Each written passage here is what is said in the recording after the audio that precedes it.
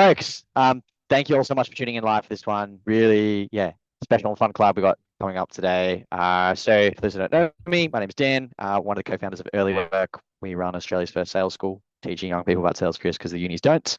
And joining me, very lucky to have Ricky Pearl, who's the founder of Pointer. Ricky can probably share a few words about himself that will be more elegant than what I would say. Usually not. Pointer is just a go-to-market recruitment company. We do some outsourced sales, but broadly just trying to weave ourselves into the fabric of the go-to-market ecosystem in Australia. Hell yeah. Ricky and I, yeah, have known each other for a number of years now. We've probably more primarily focused on SDR hiring and Ricky on kind of AE and senior sales hiring.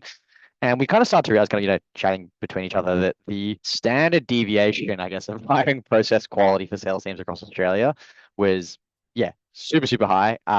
There were some teams that had, very like strong, robust processes, others who had overdoing it, testing the wrong things, not doing enough. And so what we wanted to do was kind of put together like our combined knowledge, having seen both junior and senior sales roles, seen probably over, a couple hundred companies like play out hiring cycles between us and actually look at what are the common patterns in how the best teams we've worked with have gone about hiring sales reps and actually designing their roles in the first place. So for kind of the first bit, we're going to run through some content around like, for folks here who might be sales managers, founders, even, if you're a sales rep and kind of leading a team internally, how do you think about designing and building both a role, a target, a compensation strategy, and then an interview strategy?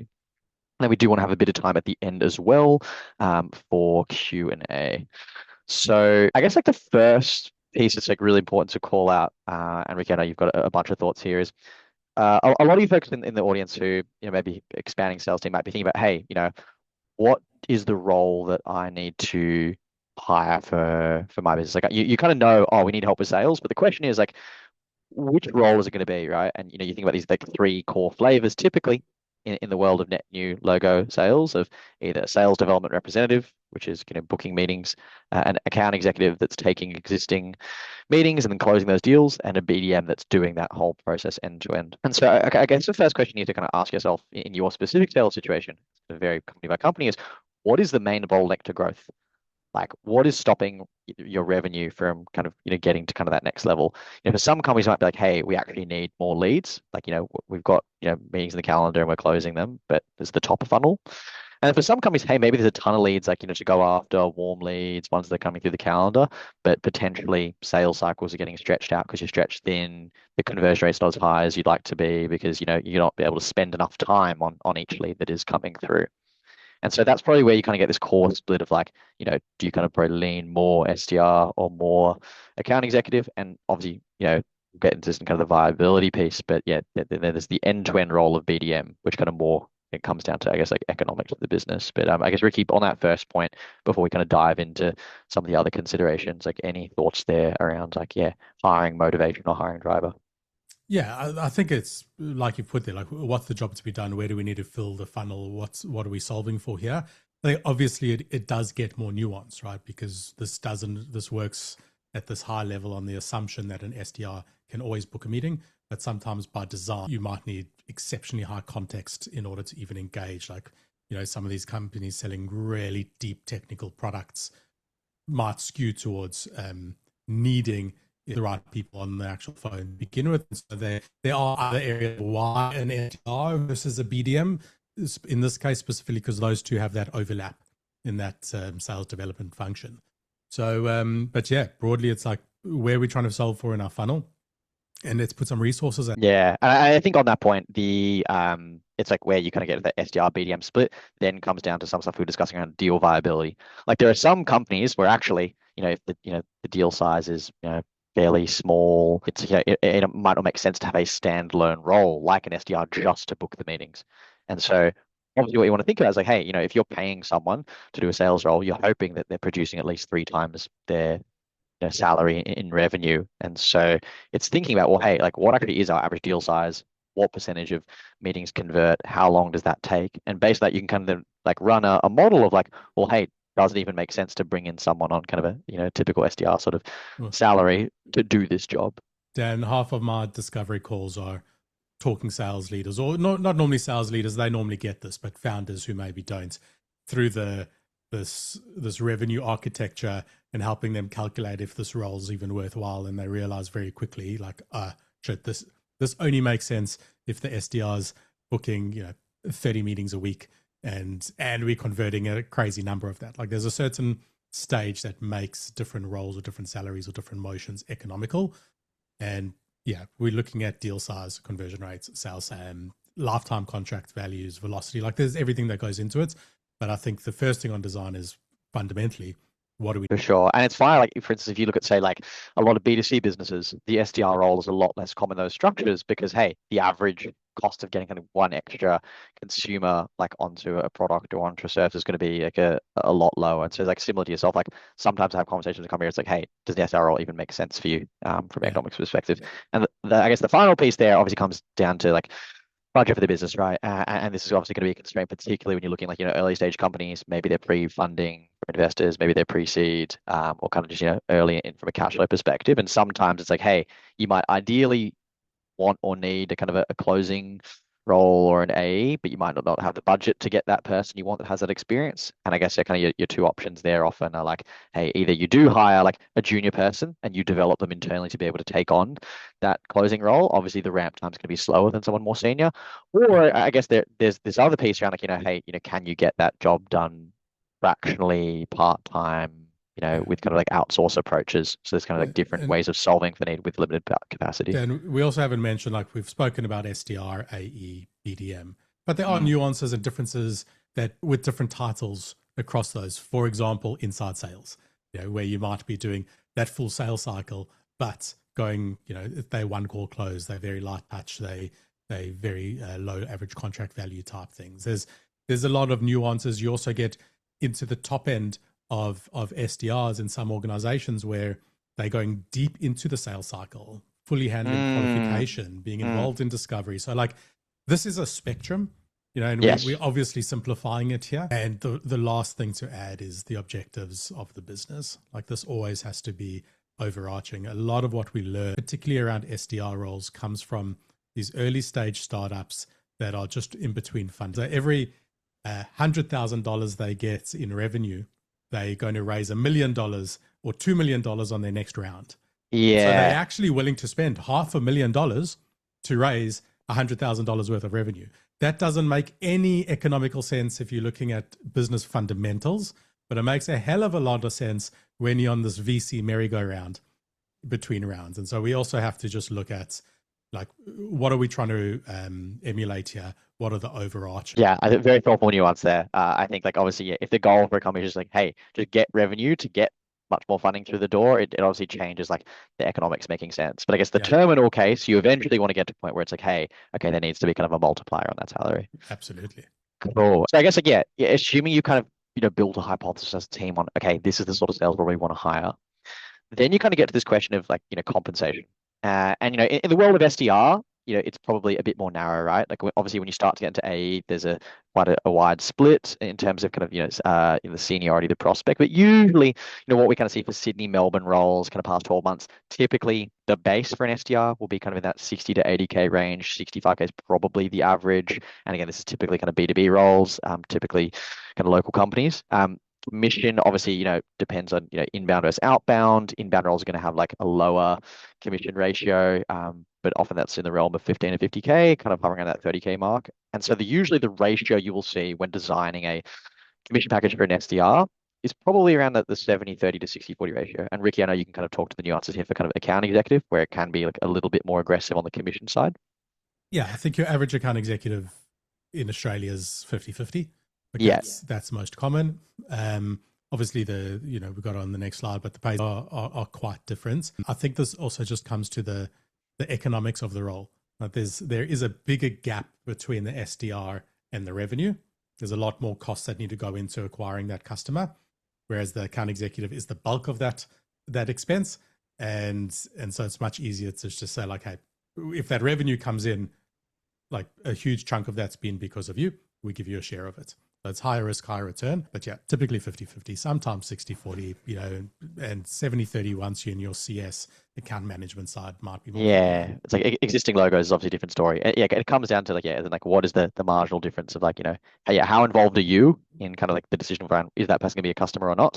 And then, how likely was that outcome anyway, Yeah, I guess. and it's something we didn't put on the slide here, and it's pretty. I just want to mention it. Maybe is that particularly for SDR roles, the compensation is often less important. Like I don't think people are picking the a 60 or a 65K role based on its revenue.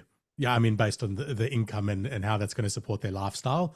Like they're really looking at growth, company trajectory, like a For whole lot of sure. that. Like you can pay less if you've and still win better talent if you've got the right things for the role. 100%. Yeah, we've seen, SDRs, SDR candidates like reject roles, where, hey, it might actually been a high base, but there was no clear progression pathway to, say, account executive, account manager.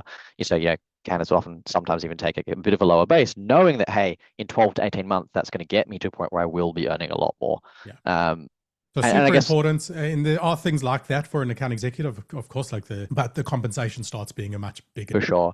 I think the pros, yeah, other factors there to think about is like, I have this like a funny gripe where like you'll see a lot of companies be like, oh, one of our perks is like, oh, we've got like uncapped commission. Oh my It's god, talked about uncapped commission. like a perk. Yeah. Yeah, as in this is, an industry default. Like this is like table stakes. At the end of the day, if you're operating in a model where you have capped commissions, what you're saying is, hey, if you continue to bring more revenue to this business, like you're not going to get paid anymore. That when there's no financial incentive there, what happens is someone who's a top performer goes, well, hey, other companies are going to pay me if I overperform. You're not, and so you end up The, losing your the best people. the thing is, I actually just think everyone should drop the term entirely because there's always capped because you're limited on size. I mean, time.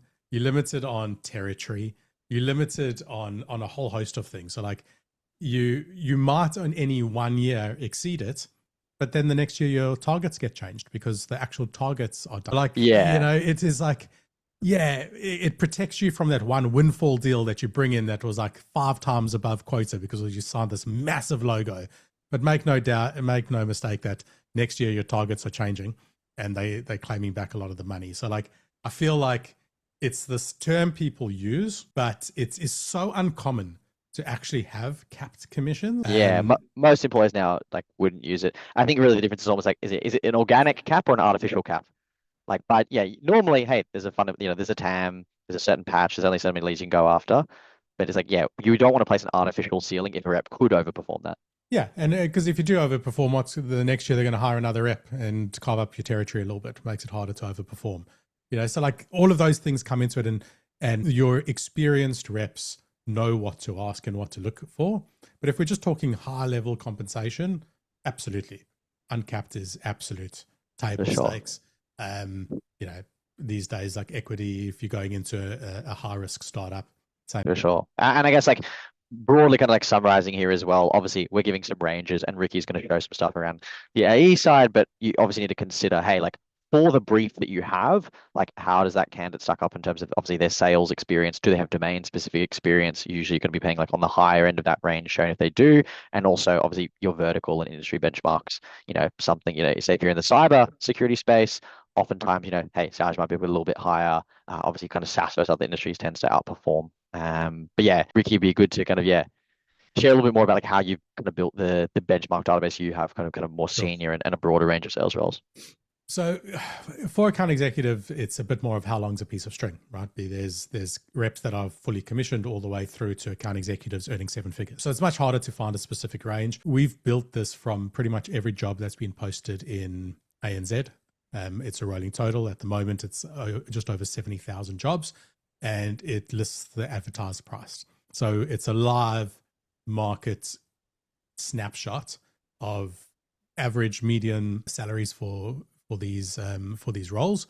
And what we're looking at there on the right hand side would be like your P75, your 75th percentile, and your 25th percentile, and your median, your 50th percentile. And yeah, we're typically seeing like your account executive kind of start at $100,000 if you're in software, like more or less around there, and they're all mostly 50-50.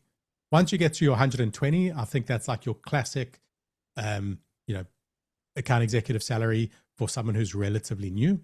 And then once you start climbing into your mid-market and above, like it really does climb pretty quickly. Again, these are the averages, so it's really hard to look at because once you get into enterprise, your 160 is very common, 170 very common to pay.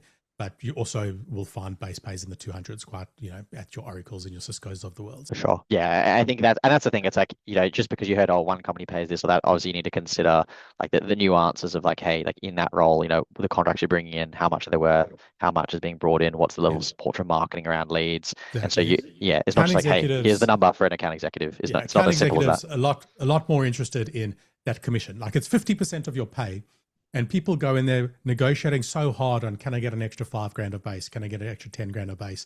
But you've actually got no idea on how easy or hard it is going to be to get the other 50% of your compensation.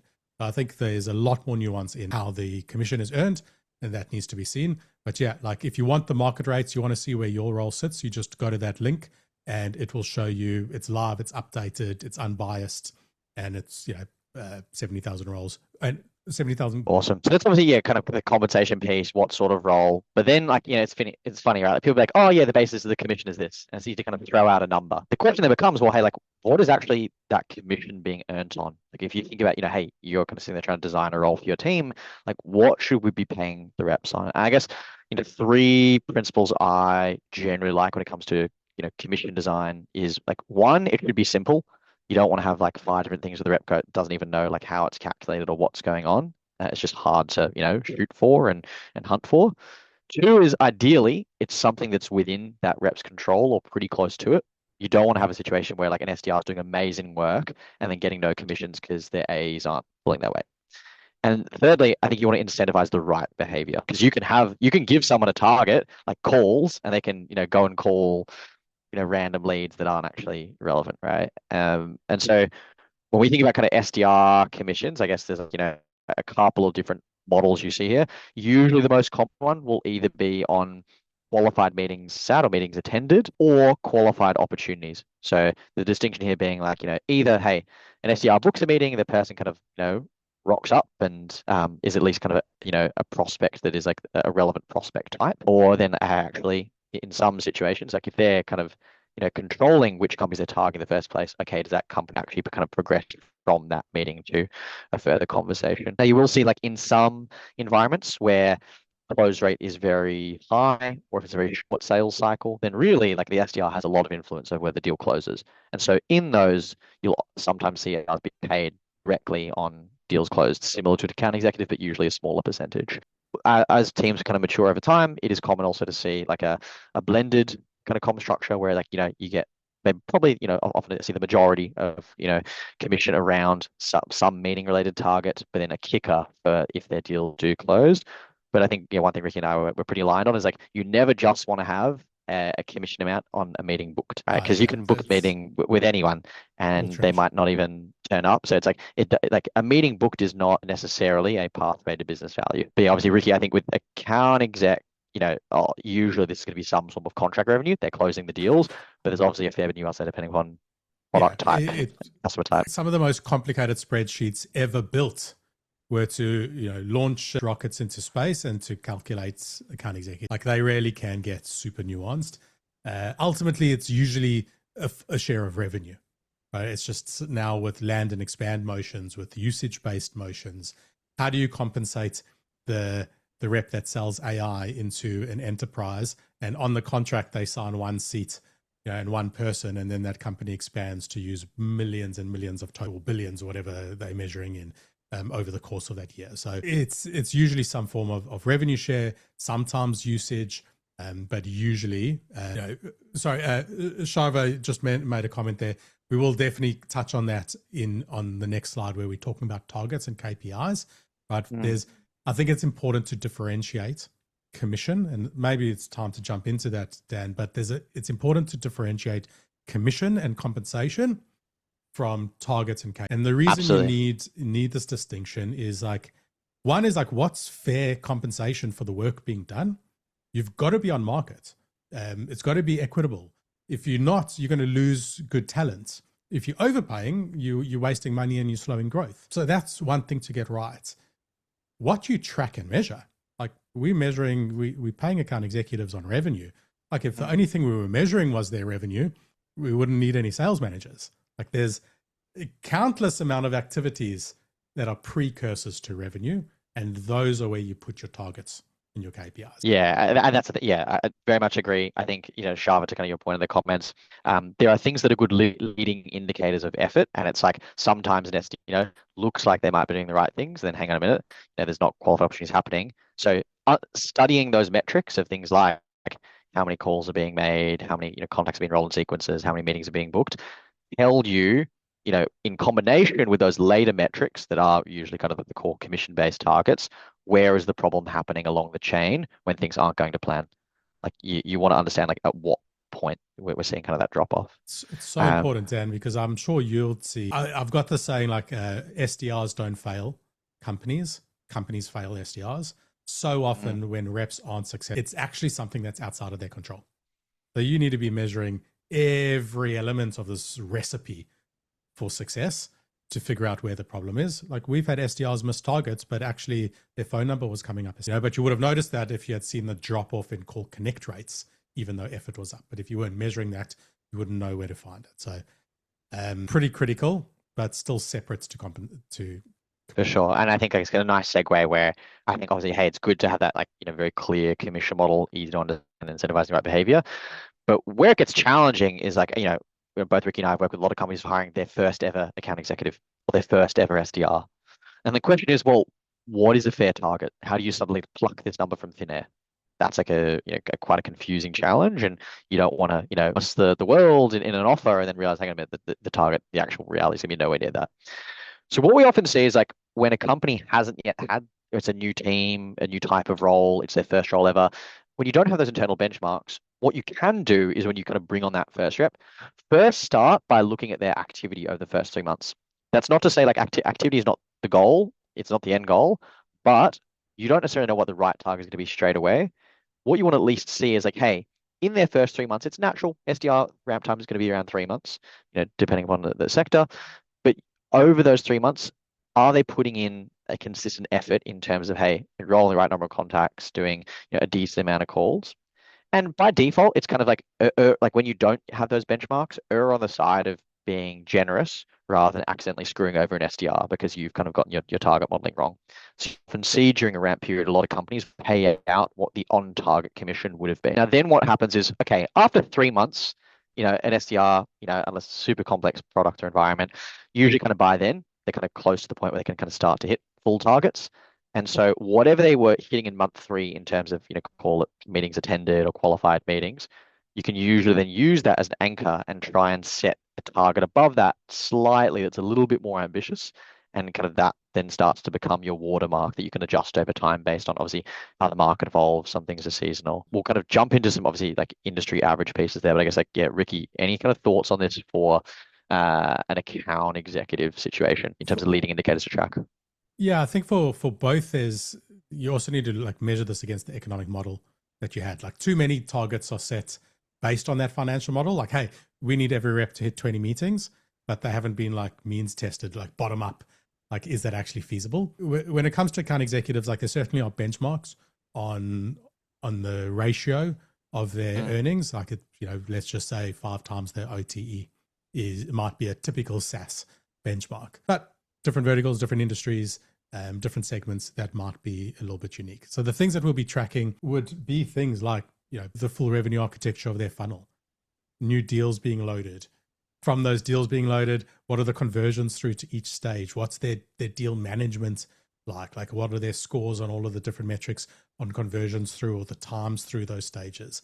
And when you start seeing problems there, that's what you manage to. So ease will often have, particularly as you go more senior, a ramp plan. First quarter, maybe 25% of target, then 50% of target, then 75% of targets. Meaning if they hit 25, they get their full commission. Some will have guaranteed ramp. Like if you've got 12-month sales cycles and you're looking to attract top talent, you're going to have to just pay them as if they're on target for that year until they've had an opportunity to get on target. And you might load, like Dan mentioned, some criteria on activity, deal metrics, new business development metrics, whatever it might be. Sometimes companies have clawbacks from account executives. Like if they don't yeah. hit those targets, then they essentially have to pay that back. But as well, in account executives, like it really can get nuanced. The difference is by the time you're an account executive, you should be pretty good at negotiating. So You know what you're in for. Yeah, very fair. And I think that obviously the other piece there is like, not just SDRAE, but obviously the people go, Dan often asks me, people ask me, hey Dan, what's a reasonable number of meetings this person should be hitting? And I think this is like a dangerous one where sometimes you'll have companies with either like incredibly unrealistic expectations for their scenario or companies that have like used a benchmark that's actually not relevant for their situation. And probably one of the biggest splits here is going to be, again, how much is a meeting worth, right? In terms of setting a target. That comes back to Ricky's points about the commercial model. It's like for an SDR and account executive to be viable, you've got to be thinking about, well, hey, like how many meetings do we actually need to bring in for us to be like, hey, yeah, we're getting a good like return or multiple on their salary. And obviously, it's going to be a lot easier if there's, warm or inbound leads. Is it a brand that's well known? Do they have a lot of, existing support around them? Like in the context of, SDR, and again, these are very loose industry ranges. I wouldn't like weigh on these too heavily, but kind of roughly what you'd often see is in an SMB environment, where it is, higher volume, there's a big TAM. And again, depends on their level of ownership around prospecting, discovery calls, how much time they have for the pure outbound outreach. But normally for in an SMB environment, fully ramped, you'll see like 5 to 10 meetings sitting a week is kind of normal range. I often even say like, hey, like, if you in an SMB environment, even like 5 a week is often a pretty good place to start target wise. But obviously with mid-market enterprise, it's harder to kind of get those meetings happening, but they're worth more. And so you need to modify and adjust your expectations based on the difficulty of attaining the meeting and the commercial value of it. And so, Ricky, I think you'd mentioned an example even where for enterprise, there was a company that had a target. It was like equivalent of like one meeting a week, maybe. No, And yeah, that was a huge win for one them. of our clients targets a meeting a week is the goal, and if the rep gets more than two in the month, like they still fine. Like it's only if they're getting less than two, and they work on averages of a quarter. So like if they got 6 meetings in a quarter, they won't be fired. But we're talking all over $1 million, multiple $1 million deals. They need one deal to close in 10 years to cover the reps. It's a Yeah, very and, different and model. exactly. And so it really just comes back to understanding what is a meeting worth in your company environment. And that's like a reasonably simple calculation of, well, hey, like what is the average contract value of a customer closing? And then what is the percentage conversion rate of meetings to deals actually closing? And running that math, obviously you need to model some assumptions around how long the customer stays and these sort of things. But you can usually kind of rough on something like, well, hey, like that's what a meeting is worth to us as a business, and based on that, set a target that's economic, not just based on what has been done before. Cool. There's a lot of fun stuff there around modeling for roles, but I know like a lot of folks here, kind of stepping in with the theme around hiring, and actually in a situation where hey, we've already got a role, it's got a salary, it's got a clear scope, we know what we need, and we just now need to go and get it. And this is, I think, where like you can have two companies that have the same shape and design role, and can end up making wildly different choices in terms of the type of person they hire. What I'd say, when it comes to SDR hiring, like at the end of the day, it's a junior role. You're hiring for attitude and upside, not necessarily just their technical skill today. And so you want to, I guess, like ensure two things. One, the interview process shouldn't be like too long because you're going to lose out on top candidates who are getting snapped up quickly by other people. SDRs is a particularly supply constrained market, but also you be intentional about those interviews that you are vetting for the right things. And so typically for SDR, we see this being 2, 3 rounds. Some large scale companies might even have one big group assessment day where they kind of stack those in a single mega interview. But that's often a combination of behavioral, technical, and cultural. So one is broadly like, hey, generally a fit for like a sales career. Do they have the right sort of interests and motivations? Then there's going to be usually some sort of technical interview where you go deep and like, it's like, hey, can this person actually sell in our environment? Like, let's run them through simulation. And then sometimes you will also have a separate cultural interview, which looks at, hey, fit for the organization specifically, even if they're great at sales. Often, though, like companies to do this more efficiently will blend the cultural behavioral into a single interview.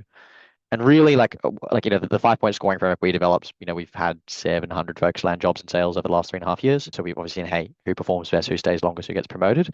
And the 5 point framework we recognize at a psychological level, putting aside experience, is just for SDRs, assuming it's an outbound role, what you want to be screening for is motivation, resilience, their communication skills, their confidence, and then their emotional intelligence. If a rep is low in any one of those five, chances are they are going to struggle significantly long term in a sales role, even if there's like flashes. Yeah. Ricky, from your side, when it comes to kind of A's, I guess like how do you think about it compared to an SDR role? Like what changes when you start to vet at the more senior I level? think a fundamental thing that changes is that there should be proof. So the attributes aside, obviously we still want to hire the right attributes, the right culture, all of the things that you mentioned. Like that doesn't change. As you mentioned, if they don't have that, they're going to struggle in sales. They're not going to struggle in an SDR role only. So we want the attributes, but now we're looking for clues. And this is where it gets difficult because account executives, because they are now more experienced, are good at building rapport. They are good at positioning what they want relative to what another person wants, and they're good at storytelling. So they interview very well. So how do we actually now assess people that should have evidence of their skills and their capabilities? And that's the real differentiator here is if they're a top performer, there should be those signs, and we need to dig into that. So this is almost an investigation as much as it is in interview. Yeah, I think like the piece that jumps out as interesting is like with A's, you have, you know, the work that they've done that you can dig into. With SDRs, there's not much of a, I guess, a portfolio there. But with account executives, hey, they've been there, done that before. And so you have this chance to kind of dig in and understand, well, is the way that you work Yeah. currently? What is your current workflow? And so that's what our process is designed around. So for example, we recommend a chronological performance interview. This is where like you just sit down and you'll read through their resume with them saying, oh, you were at this company. Good. Tell me about your number. Like, do they know about their numbers? Now you might dig in even further because we're layering in right to the center of this onion. Okay, that sounds really good. So what were you to target?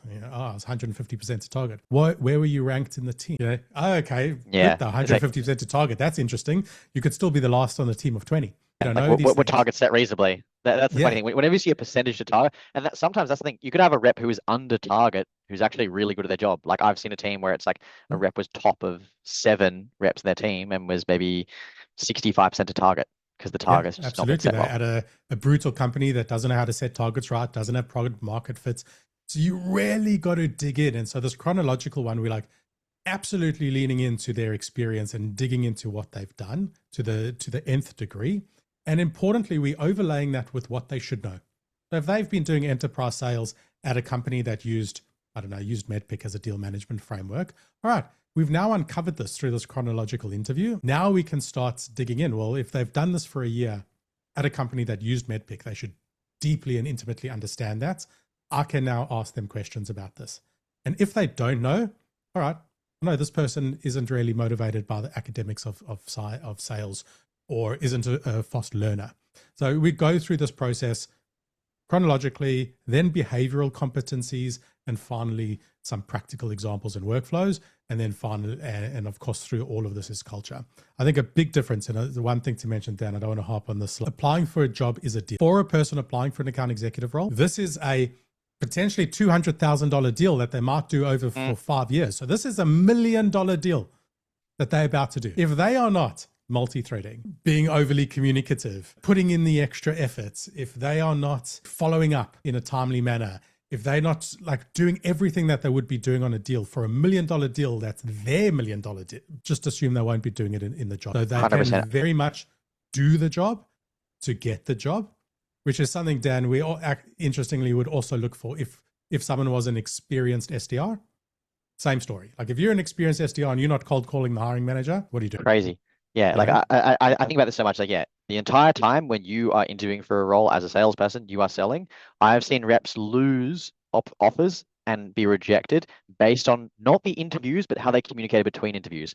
What's your time to respond to emails? How are you communicating in those emails? How do you handle yourself on the phone when booking in a chat or debriefing a chat? It's all the interview is everything, not just the live in-person conversations. 100%. And in fact, often that is what we're looking for. Now, okay, Dan, it goes back to what you do with these early stage SDRs. It's very different because they don't know to do that. They don't know that it's appropriate to Yeah, cold call the hiring manager yet. And so it is a real it's an art in outlier. being able to absolutely identify attributes well, with like your 5-point framework, but becomes a little bit easier in some ways and harder in other ways as they get more experienced. For sure. And I guess like the final thing here is like we really zoom in on the interviews is like probably one of the single biggest mistakes I've seen companies make when it comes to sales interviews is not testing at all the, I guess, technical ability of selling, not looking for that and thinking about it and actually trying to measure it. You can have someone who, salespeople are meant to be good at talking, right? That's one part of the job. So I've seen companies where they have purely behavioral interviews. They ask reps about their past roles. They go, hey, yeah, it seems like they're good. Let's give them a shot. But as particularly SDR, doing say outbound calls is not for everyone. Like some people just are going to get drained by that fundamental type of work, even if they say, yeah, I'm up for it. So ideally for SDRs, what we see in this kind of technical interview piece is having some form of mock call, if not even potentially like a real call for a customer, but I think mock call is more controllable. But be there live in the interview with this SDR candidate, run a mock call with them. And the key thing is not because these guys are new, right? Like not all of them have worked SDR roles before. It's different if they have different expectations. What you're looking for is not just the quality of the call, but more importantly, when you give them feedback on that call live, how do they respond to feedback? Because what that's going to tell you is not the starting point on the graph, but the slope of the graph. Are they coachable? Like, can this person improve between calls? So I've seen SDR interviews where they'll do a mock call, they'll run it back, do it again, sometimes even do it again a second time. Now you can do similar things as well with, I guess depends on how important these are in that SDR role, but a mock email response, if written, is a really big part of the role. A prospecting challenge where, you get them to think about, well, how do you think about ICP, persona, sample list? And again, the thing here is not to rotate too much on the quality of the response itself, but it's more so the thinking that's going into it. And obviously, these days with the chat GPT, you obviously want to be mindful that if you're trying to do it as a take home, obviously people can just do it with their friends. They can use AI live in the interview. Yes, it is under pressure and not everyone works well in those scenarios, but you are getting a more raw and I guess authentic signal on the way they think. I guess, yeah, Ricky, for A's, obviously these guys are all going to have sales experience. So probably becomes a little bit differently. A little bit harder in some approach. ways to test, Yeah. easier in other ways because they should be doing it. We'll have things like we'll tell people, look, we'll get back to you by Friday, close of business, the absolute latest. And we've got no intention of getting back to them on Friday. I want to see who's following up with me on Monday in a meaningful way, whilst adding value, etc. Like, again, do the job to get the job. One thing I didn't put down here on the slide, but I'll also emphasize is there's evidence if they are a good AE. It's hard to figure out that evidence in a contrived 30-minute meeting, but they've been doing this job for 5, 10, 15, 20 years. There is a lot of evidence out there. You could spend 90% of your time reference checking and 10% of your time interviewing. You'll make better decisions. Yeah, provided you're picking the right references. Oh, it's not. You got to think of it like an investigation. This isn't Yes. calling the references on their resume. It's like you said you were top of 20 at your previous company. Great. Let me go and explore that. And when in your behavioral interview, you talked me through this deal that you ran with Qantas. Would you be able to put me in contact with the economic buyer there or the champion? I'd love to have a conversation about how their experience in working with you. Like, we can really get deep, and that's before we even get into back channel references. These days, like, you all know someone who's worked with someone who's worked with someone. Like, we go hard on references. And that's where we find out a lot more than what's just on the surface value.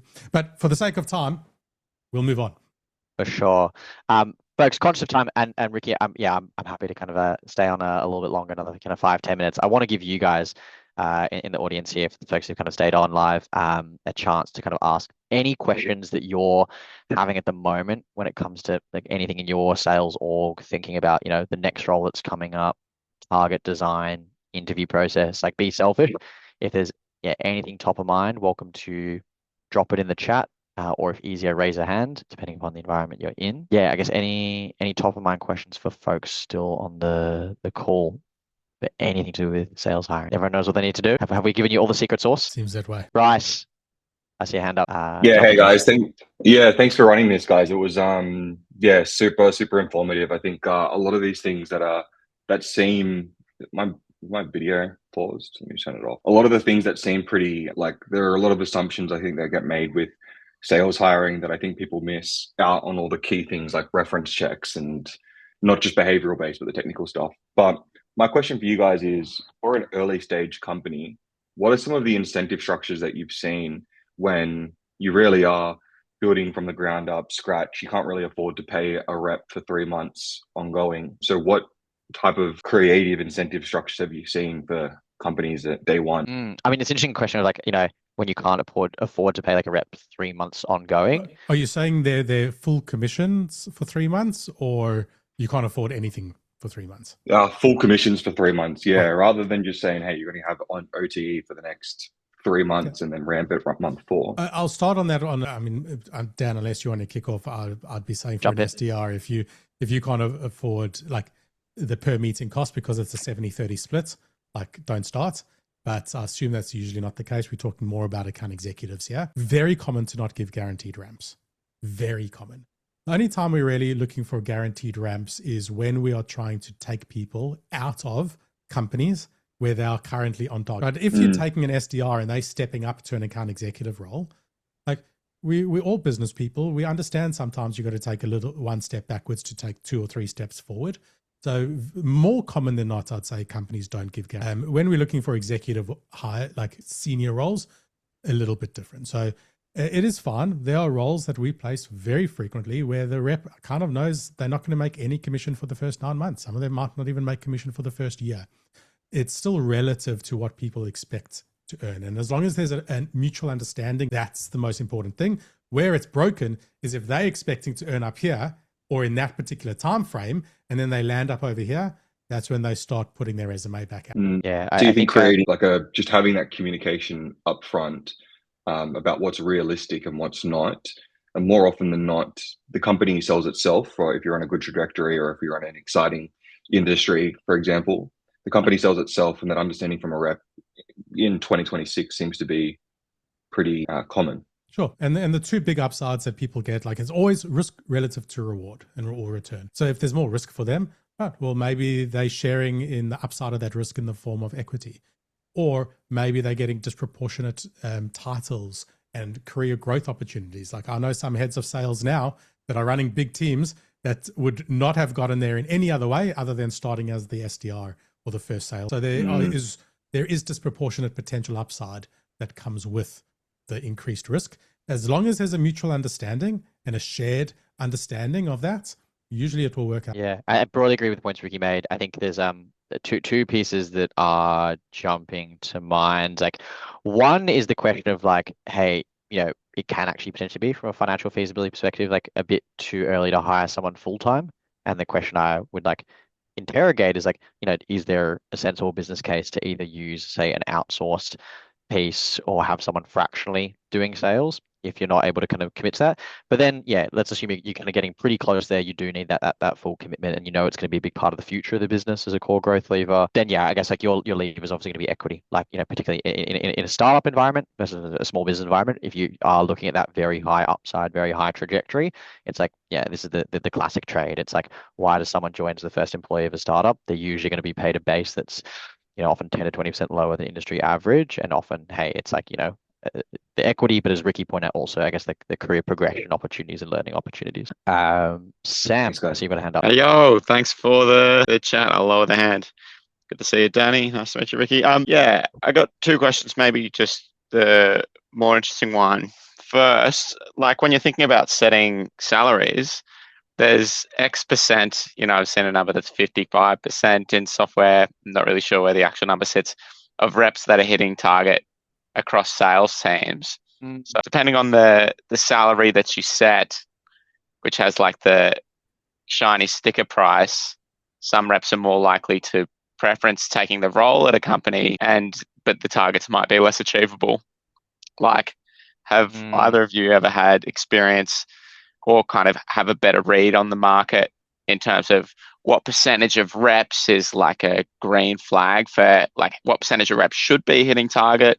Is there a percentage that shouldn't be? Are you doing it wrong if all your reps are hitting target in terms of where you're setting that salary and expectations for people coming on board? Yeah, it's a fascinating one. And it's funny, I've always talked about this where like the more important metric than on-target earnings is almost ATE, average total earnings. And I think probably with more senior reps who have been in these environments before, like, as a rep, you're interviewing, you should be interrogating, hey, how many reps are in the team? What percentage like hit target kind of last quarter? What was the average versus like, yeah, like that kind of that shiny number? Because you see some companies use that to draw people in, and then people realize it's not feasible. They end up churning from the role. So it's a kind of a short-sighted gambit. But in terms of, kind of coming to your question, like, like should, every single rep be hitting target? Like, I think it's a healthy thing in a sales team that like not all reps are hitting target. Like, I don't think that's like a red flag that like some are and some aren't. But you want to be in a situation where ideally, that kind of at least like 50%, if not more, are hitting target as like a reasonable indicator that that's the fair target. And obviously, there's going to be seasonality things, right? There could be product changes. Companies, do different targets every quarter. Sometimes they get it wrong, but I think target shouldn't be something that's like feels like impossible out of reach. I think it's almost like a nice middle ground of it should feel ambitious but achievable. A target shouldn't be easy to hit. It shouldn't be hey, rock up, chill, hit targets, but it also should be feasible for someone who's consistently putting in the work. But Ricky, perhaps you might have some kind of further context on No, this, like average I'd say numbers of what you said. if I was to throw out a round number of like what CROs would consider the generally acceptable number, it's 70%. If less than 70% of your reps are on target, then there's a problem with the expectation. It could be a top-down problem or a bottom-up problem, right? But there's a problem. If more than 70% of hitting it, right, then there's the same story. Like the targets aren't necessarily high enough, or maybe you need to reconsider how you're carving up territories, or maybe you're meant to be employing more. Like there's a lot to it. So like 70% is kind of that perfect fit model in most eyes. Like I'll tell you, with our outbound team, pretty much every month we look at who the two bottom performers are. Almost always the easiest way for us to increase our average booking is by replacing the bottom two with better. Like that's usually the way to increase the average is hire above average, and then it lifts your whole average up, and you got a new average. And then if you can hire above average, and it lifts your whole average up. So 70% would be the number for me. Yeah, if it's low, there's problems, and that problem, if you can identify it, you can solve. And if you can't identify it, it just acts like a loose cancer in the body. Like you'll have these symptoms spewing out of everywhere within your organization, from churn through to everything in between, and you won't know what the problem. Yeah, wicked. Thank you for that answer. Look, if there's time for a second question there. Ricky, can we do a second question?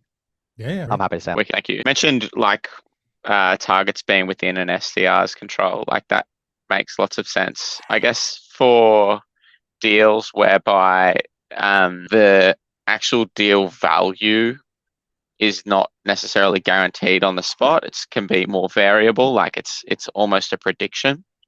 Rewarding based on higher value deals there can be a bit of guesswork involved. It can be a bit tricky. I don't know. I guess this is probably not a common situation in the industry or something you'd come across a lot, but it makes setting targets, like for us in this instance, it's made sense to set targets based on close rates, but there's an element of it that's in the AE's hands, so out of the BDR's hands.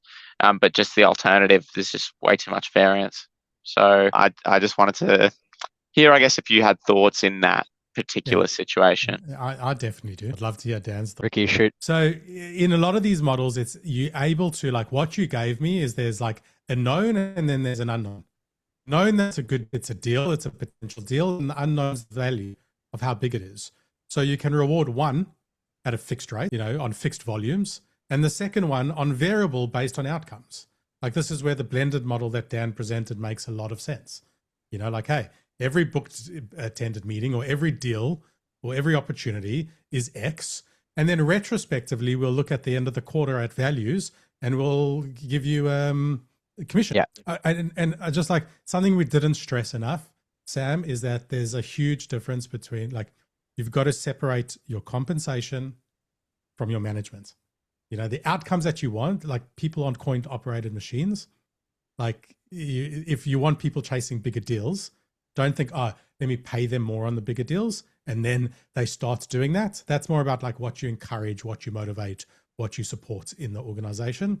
But like, don't be scared to separate it out, as long as you're also aware that you're going to separate out your management. Any bonus point tips on what you think might be a good way to draw attention, or like from a management perspective, managing for higher deals separate from the remuneration perspective? I've found that remuneration is one of the weakest motivators, like genuinely one of the weakest, particularly for SDRs, where like the money isn't life-changing either which way. And we've seen far more misalignment, right? We've seen account executives who now form relationships with their SDRs, loading deals so that they can get comped on the deal and then closing the deals, because management was looking at deals opened, not deals lost. So like there's so many ways that it can create misalignment. And if you're talking about here about the culture of how can we focus on bigger deals, I don't know, like maybe I'm not the expert there, but I'd say like, I think yeah, go Dan. I think there's two. Yeah, it's interesting. I agree with like Ricky's points. Like, compensation is like one motivator, but not the only motivator. You can do very like, yeah, tactical compensation pieces. Like beyond a standard commission structure, you'll sometimes see organizations do spiffs, so a temporary bonus where it's like, hey, the person who closes or who like closes the biggest deal gets this kind of extra bonus for this month. Or it's like hey, whoever closes the most deals above like XYZ gets additional bonus. So you can have these like special competitions if there is like a temporary particular focus on large deals. Again, still compensation related. I think the other one is just like at the end of the day, like recognition is like free compensation. I think a lot of people just want to be seen and appreciated for doing great work. Now that could be like in your weekly team meetings, you have a whole slide called like, I don't know, yeah, you call like enterprise wins, big dogs, whatever you want to call it, where you like in particular like single out and shout out the people who like, hey, this rep like closed like this massive deal for us. It's awesome. You do it like the company wide meetings. You That's can so good. have Awards are a great one. Like Sam Penneth was on the call. The company he was at previously had every kind of award. Like they would bring in a deal and they'd be like, this is the biggest deal brought in since 2001. Like they had these kind of stats that was like, so motivated. The recognition piece is huge there. You can do awards, achievements, and you can do that on like a weekly basis, monthly basis, quarterly. You can even, and this can extend also to something physical in the office. So I've seen companies where they have whiteboards or posters up, or like you get to do some sort of ritual where it's like if you close a deal that's like more than this, you pop a bottle of champagne, whatever it is, hit a gong, little things like that. The biggest reward for an SDR, and I'd say this to any person. I'd say like anytime we were hiring SDRs, I'd say like, eventually you should be in a position where you're earning $300,000 or have the potential. Now, you currently making a choice between a $65,000 and a $75,000. It's irrelevant. Let's just look at what's going to get you to the 300 quickest. Because if you can decrease the amount of time taken over that ramp, if you look at your total earnings over a 10-year period, it's going to be significantly higher. So the promotion is by far the biggest reward.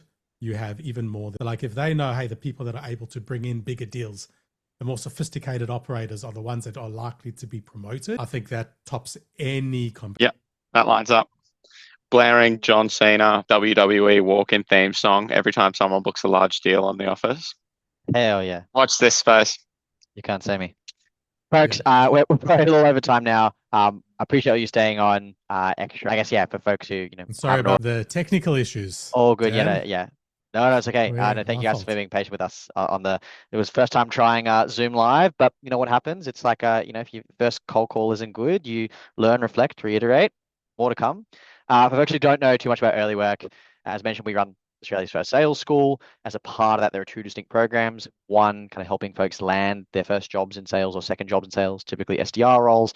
And the other is kind of a training program for SDRs and A's looking to book more meetings, close more deals in Australia, outbound focused. Kind of the program we run, in terms of helping folks land jobs, completely free for job seekers.